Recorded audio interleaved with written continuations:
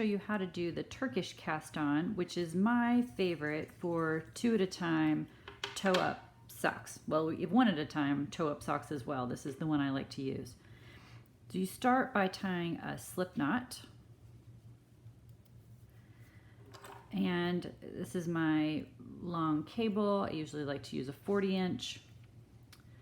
And I'm going to put my slip knot on the top needle. Okay. And now you wrap the yarn around the needles for half as many stitches as you need. So I am going to wrap it around 4 times for mine. I want to end up with a total of 8 stitches for my cast on. I'm making a bulky weight slipper, so I don't need very many. So it counts as 1 when you go up and then all the way back down to the bottom. That's 1. Okay, 2, 3, 4. And then we stop. I secure my yarn, get it ready to knit, and I turn with the wraps right here. Okay. Now you're going to pull out the bottom needle and you're going to knit across the top needle. Okay. So I have 4 stitches on the top needle. 2, 3, 4. All right, 4 stitches. So now I'm going to pull my other needle back through and turn my work. So my one that I just pulled through is the one I'm going to knit this time.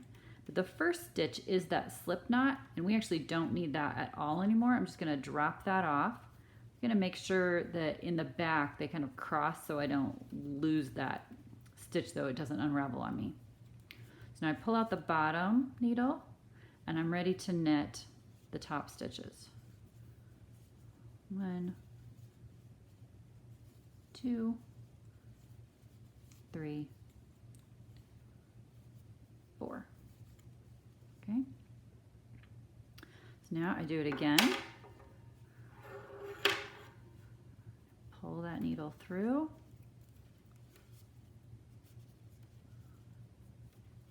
And now I'm ready to pull the bottom needle out again.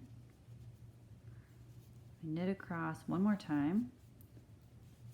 If your pattern after the cast on, let's say your pattern is written for Judy's Magic Cast On, and then it tells you to do a knit row around, this is the knit row around, kind of the second time around before the increases. So as soon as you get all the way done with this cast on, you don't have to do another knit around, you're just ready for increases. Okay, so this is my final one then. I'm going to pull out the bottom needle. I'm going to knit the top needle.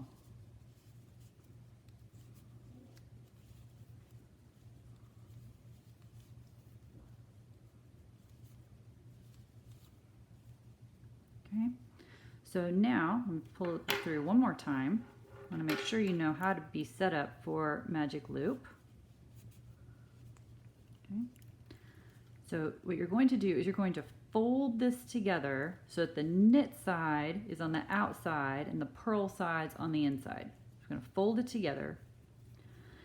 And what we have been doing is pulling out the bottom needle, but now what you're going to think about from here on, after you've folded this in half, this is how you're going to go around and around to make your sack, or in my case, a slipper.